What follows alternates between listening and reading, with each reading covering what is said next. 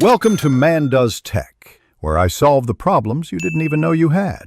In this video, I will explain how to learn JavaScript. First, immerse yourself in the core building blocks.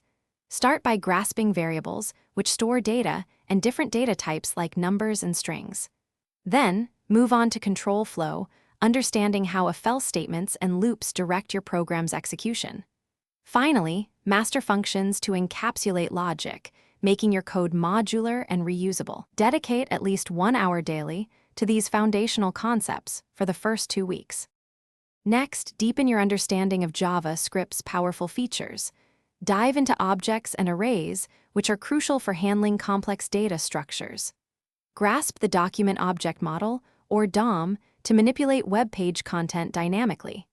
Then, tackle asynchronous programming with promises and async/await, essential for non-blocking operations like fetching data. Remember to implement robust error handling using try-catch blocks to make your applications more resilient.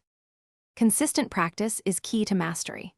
Start building small, practical projects such as a simple calculator or a to-do list application. These projects help solidify your understanding of how different concepts work together.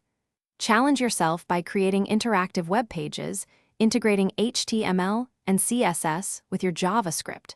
Participate in online coding challenges regularly, aiming for at least 3 new problems each week. Consider contributing to open-source projects to gain valuable collaborative experience. To truly excel, delve into advanced topics and stay connected.